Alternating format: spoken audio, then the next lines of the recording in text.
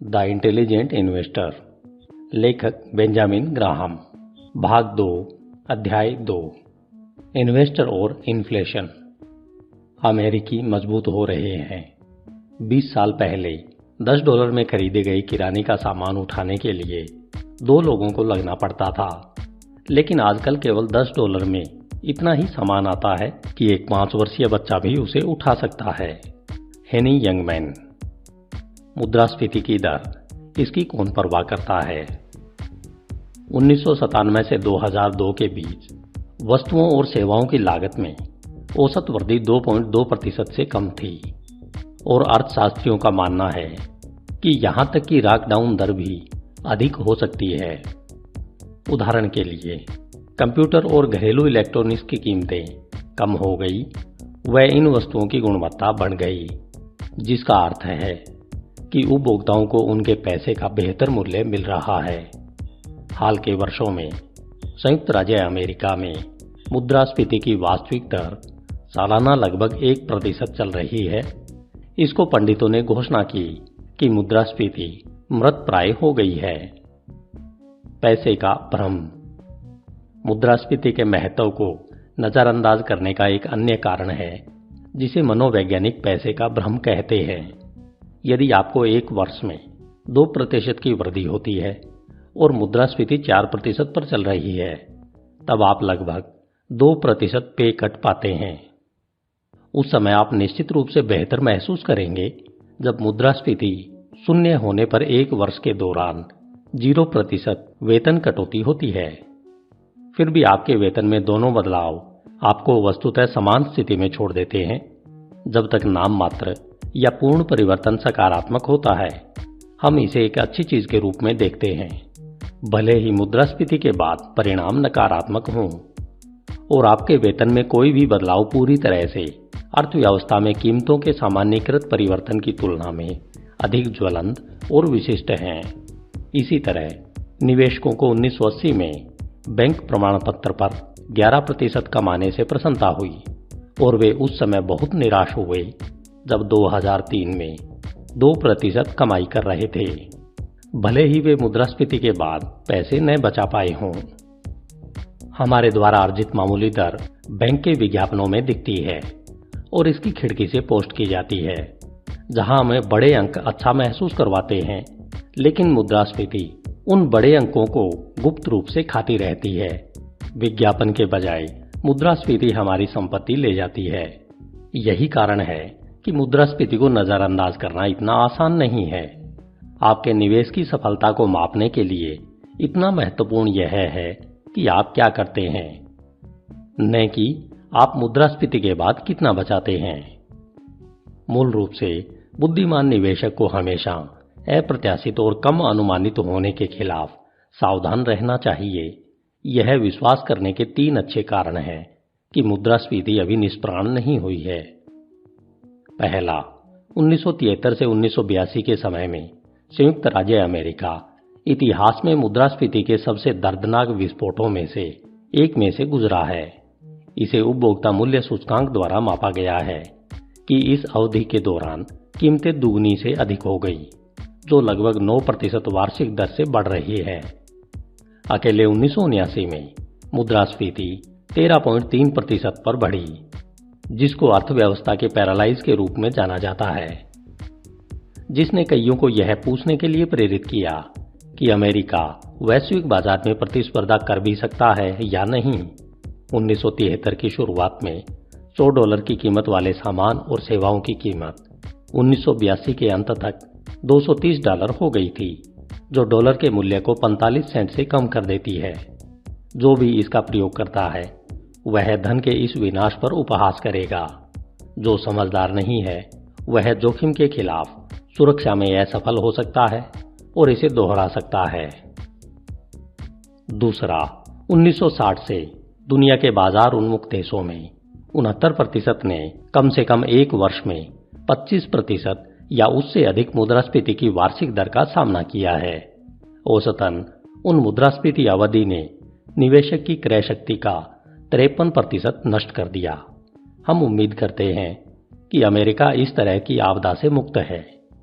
लेकिन हम यह निष्कर्ष निकालते हैं कि यह यहां कभी नहीं हो सकता है।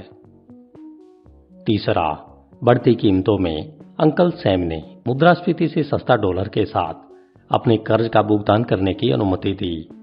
मुद्रास्फीति को पूरी तरह से खत्म करना उस किसी भी सरकार के आर्थिक स्वहित के खिलाफ है जो नियमित रूप से धन उधार लेती है। आधा बचाव। बुद्धिमान निवेशक मुद्रास्फीति के खिलाफ सुरक्षा के लिए क्या कर सकता है? मानक जवाब स्टॉक खरीदना है, लेकिन सामान्य उत्तरों के रूप में अक्सर यह पूरी तरह से सच नहीं है।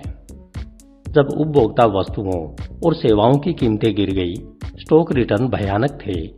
बाजार के मूल्य के 43% तक खोने के साथ साथ मुद्रास्फीति 6% हो गई और स्टॉक भी डूब गया। स्टॉक मार्केट ने 14 वर्षों में से 8 में पैसा खो दिया। जिसमें मुद्रास्फीति 6% से अधिक हो गई, उन 14 वर्षों के लिए औसत रिटर्न 2.6% था। हालांकि हल्की मुद्रास्फीति कंपनियां ग्राहकों को अपनी कच्ची सामग्री की बढ़ी हुई लागत को पारित करने की अनुमति देती है, लेकिन उच्च मुद्रास्फीति के कारण ग्राहकों को अपनी खरीद और अर्थव्यवस्था में निराशाजनक गतिविधि को कम करने के लिए मजबूर किया जाता है। ऐतिहासिक सबूत स्पष्ट हैं। 1926 में सटीक स्टॉक मार्केट डेटा के आगमन के बाद 64 वर्ष की अवधि रही है। उन 64 वर्ष की अवधि में से 50 में शेयर मुद्रास्फीति से आगे निकल गए। यह प्रभावशाली है, लेकिन अपूर्ण है। इसका मतलब है कि शेयर मुद्रास्फीति के साथ समय के एक 5वें हिस्से में बने रहने में नाकाम रहे। रेस्क्यू के लिए 2 सटीक शब्द। सौभाग्य से आप शेयरों से बाहर शाखाओं द्वारा मुद्रास्फीति के खिलाफ अपने बचाव को मजबूत कर सकते हैं। क्योंकि ग्राहम ने आखिरी बार लिखा था, 2 मुद्रास्फीति सेनानी निवेशकों के लिए व्यापक रूप से उपलब्ध हो गए हैं, REITs और TIPS। REITs real estate investment trust या REIT, जिसका उच्चारण है रिट्स। ये वे कंपनियां हैं जो कमर्शियल और आवासीय संपत्तियों से किराया कमाती है और उन्हें एकत्रित करती है। 10 real estate mutual fund bundle में REIT मुद्रास्फीति का मुकाबला करने का एक अच्छा काम करते हैं। सबसे अच्छा विकल्प वेंगार्ड REIT इंडेक्स फंड है। अन्य अपेक्षाकृत कम लागत वाले विकल्पों में Cohen and Steers Realty share, Columbia real estate equity fund और Fidelity real estate investment fund शामिल हैं। जबकि REIT फंड की एक सटीक मुद्रास्फीति लड़ाकू होने की संभावना नहीं है। इसके अपने समग्र रिटर्न में बाधा डाले बिना क्रय शक्ति के क्षरण के खिलाफ रक्षा के लिए लंबे समय तक इसे आपको कुछ देना चाहिए। TIPS treasury inflation protected securities या TIPS यूएस सरकार के बॉन्ड हैं, जिन्हें पहली बार 1997 में जारी किया गया था, जो मुद्रास्फीति बढ़ने पर स्वचालित रूप से मूल्य में बढ़ जाती है। क्योंकि संयुक्त राज्य अमेरिका का पूर्ण विश्वास और क्रेडिट उनके पीछे खड़ा है, इसलिए सभी ट्रेजरी बॉन्ड डिफॉल्ट या ब्याज के गैर भुगतान के जोखिम से सुरक्षित है।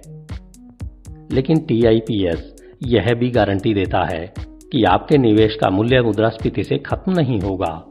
एक आसान पैकेज में आप वित्तीय नुकसान और क्रय शक्ति के नुकसान के खिलाफ खुद को बीमित करते हैं। जब मुद्रास्फीति के गर्म होने के कारण आपके TIPS बॉन्ड का मूल्य बढ़ता है, आंतरिक राजस्व सेवा मानती है कि कर योग्य आय के रूप में मूल्य में वृद्धि, भले ही यह पूरी तरह से एक पेपर लाभ है, जब तक कि आप अपने नए उच्च मूल्य पर बॉन्ड नहीं बेचते। बुद्धिमान निवेशक वित्तीय विश्लेषक मार्क्स वेबर के बुद्धिमान शब्दों को याद रखें। एक सवाल यह है कि नौकरशाह से कभी न पूछें क्यों। इस बेहद उत्तेजित कर जटिलता के कारण TIPS एक IRA जैसा कर स्थगित सेवानिवृत्त खाते के लिए सबसे उपयुक्त है। 401k, जहां वे आपकी कर योग्य आय को जैक नहीं करेंगे। आप सीधे यूएस सरकार से TIPS खरीद सकते हैं या कम लागत वाले म्यूचुअल फंड जैसे वेनगार्ड मुद्रास्फीति संरक्षित प्रतिभूतियां या फिडेलिटी मुद्रास्फीति संरक्षित बॉन्ड फंड या तो सीधे या किसी फंड के माध्यम से टीआईपीएस अनुपात के लिए आदर्श विकल्प है। आपकी सेवानिवृत्ति निधि का आप अन्यथा नगद में रहेंगे। उन्हें व्यापार न करें। टीआईपीएस कम रन में अस्थिर हो सकता है, लेकिन वे स्थायी आजीवन होल्डिंग के रूप में सर्वश्रेष्ठ काम करते हैं। ज्यादातर निवेशकों के लिए आपकी सेवानिवृत्ति संपत्तियों में से कम 10% टीआईपीएस को आवंटित करना आपके पैसे का एक हिस्सा पूरी तरह से सुरक्षित रखने और मुद्रास्फीति के लंबे अदृश्य पंजे की पहुंच से परे एक बुद्धिमान तरीका है। धन्यवाद। HindiAudiobook.com। आपका दिन शुभ हो।